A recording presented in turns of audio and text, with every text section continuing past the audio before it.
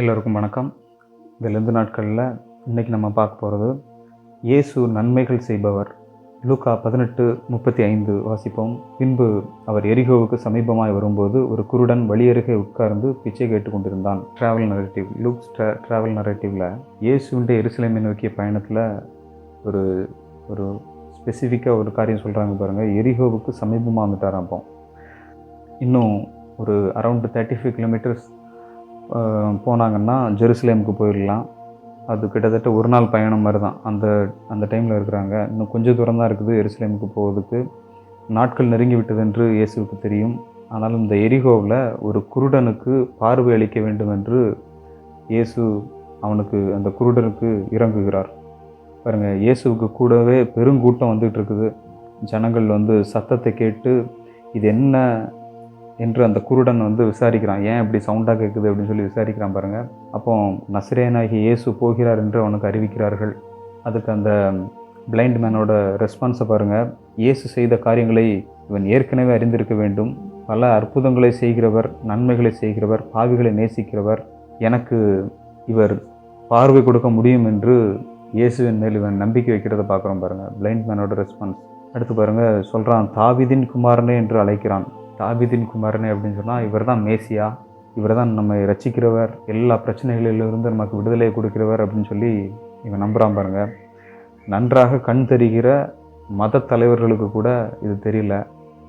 ஆனால் இவனுக்கு ஃபிசிக்கலாக பார்வை இல்லை.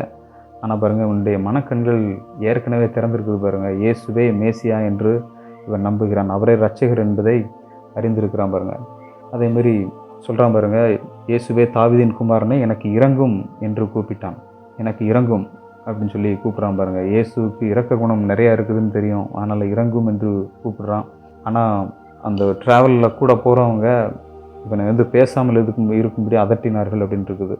அவனோ தாவீதின் குமாரனே எனக்கு இறங்கும் என்று மிகவும் அதிகமாய் கூப்பிட்டான் பாருங்கள். இவன் அந்த இதில் விட்டு பின்வாங்கவே இல்லை பாருங்கள். இவன் இயேசுவின் மேல் விசுவாசத்தை வச்சான். அந்த வச்சதை எடுக்கவே இல்லை பாருங்கள். ஏதாவது கர்த்தர் செய்வார், இயேசு எனக்கு இறங்குவார் அப்படின்னு சொல்லி திங்க் பண்ணுறான் பாருங்கள். அதே மாதிரியே நடக்குது. இயேசு நின்று 39 வசனத்தில் இப்படி போட்டுருக்கு பாருங்கள்.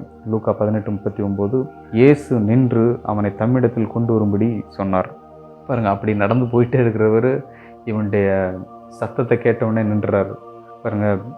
அடுத்து சொல்கிறாரு, நான் உனக்கு என்ன செய்ய வேண்டும் என்று இருக்கிறாய் என்று கேட்டார். அதற்கு அவன், ஆண்டவரே நான் பார்வையடைய வேண்டும் என்றான் பாருங்கள். கர்த்தர் இயேசுவுக்கு இவனுக்கு தெரியாதா? இவன் குருடனாக இருக்கிறான்னு தெரியாதா? தெரியும். இவன் பிச்சை எடுத்துகிட்டு இருக்கிறான்னு தெரியாதா? தெரியும். இவனுக்கு என்ன தேவைன்னு சொல்லி தெரியாதா? தெரியும். ஆனால் அவன்கிட்ட கேட்குறாரு பாருங்கள், நான் உனக்கு என்ன செய்ய வேண்டும் என்று இருக்கிறாய் பாருங்கள். கர்த்தர்கிட்ட இயேசுகிட்ட 1000 நன்மைகளை அவர் செய்கிறதுக்கு ரெடியாக இருக்கலாம். ஆனால் ஒரு மனுஷன் அவர்கிட்ட என்ன வேணும் அப்படிங்கிறத ஸ்பெசிஃபிக்காக கேட்கல அப்படின்னு சொன்னால் அவர் எதுவுமே செய்ய மாட்டார். அவர்கிட்ட அவ்வளவு கிருபை இருக்கலாம், இறக்கம் இருக்கலாம், அவர் நிறையா செய்யலாம், அவர் நிறையா சுகத்தை கொடுக்கணும்னு விரும்பலாம், அவனுடைய வாழ்க்கை தரத்தை உயர்த்தணும்னு விரும்பலாம். ஆனால் நமக்கு விசுவாசம் இல்லைன்னா அவர் எதுவுமே செய்ய மாட்டார் பாருங்கள். அவன் பார்வை இல்லாதவன் என்று இயேசு அறிந்திருந்தார். ஆனாலும் அவனிடத்தில் என்ன செய்ய வேண்டும் என்று நான் உனக்கு என்ன செய்யணும் அப்படின்னு சொல்லி இயேசு கேட்குறார் பாருங்கள். நாம் எதையாக்கிலும் இயேசுவிடத்திலிருந்து பெற்றுக்கொள்ள வேண்டும் என்றால் நாம் கேட்கிற காரியம் எனக்கு தருவார் என்கிற விசுவாசம் நமக்கு இருக்க வேண்டும் பாருங்கள்.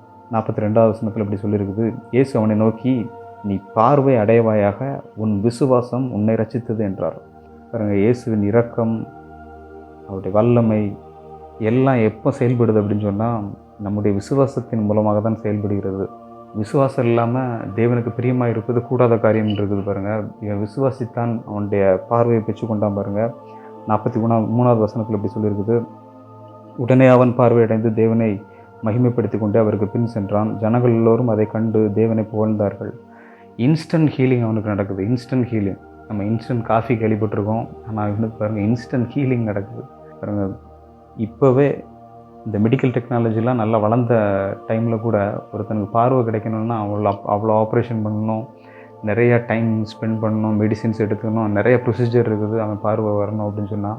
அதுவும் பிறவி குருடனாக இருந்தான்னா, பிறவிலே அவனுக்கு பார்வை இல்லை அப்படின்னு சொன்னால், அப்படிப்பட்ட ஆட்கள்லாம் பார்வை கிடைக்கிறது அப்படிங்கிறது கஷ்டம்தான் பாருங்கள். இந்த காலத்திலே கஷ்டம்தான். ஆனால் பாருங்கள், இவனுக்கு ஒரு டெக்னாலஜியும் இல்லை. கர்த்தர் என்ன பண்ணுறாரு, அவனுக்கு சுகத்தை கொடுக்குறாரு. எப்படி கொடுக்குறாருன்னா இன்ஸ்டண்ட்டாக கொடுக்குறாரு. அந்த நொடியே அவன் குணமாயிட்டான் பாருங்க. உடனே அவன் பார்வை அடைந்தான் அப்படின்னு சொல்லப்பட்டிருக்குது. Immediately he received his sight. பாருங்க, பார்வை கிடைத்தவன் என்ன பண்ணுறான்?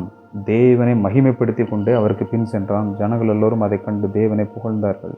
தேவனுக்கு எப்போ மகிமை, தேவனுக்கு எப்போ புகழ் அப்படின்னு சொன்னால், மனுஷனுக்கு ஏதாவது ஒரு நல்ல காரியங்கள் நடக்கும்போது, தேவனால் மனுஷனுக்கு ஏதாவது நல்ல காரியங்கள் நடக்கும்போது, சுகம் நடக்கும்போது, விடுதலை நடக்கும்போது, பாவத்திலிருந்து ஒரு மனுஷன் விடுதலை ஆகும்போது, அவன் பரலோக ராஜ்யத்தில் பிரவேசிக்கும் போது, தேவனுடைய ராஜ்யம் அந்த அவனுடைய வாழ்க்கையில் வரும்போது தேவன் மகிமைப்படுகிறார். அது மட்டும் இல்லை, தேவன் புகழப்படுகிறார்.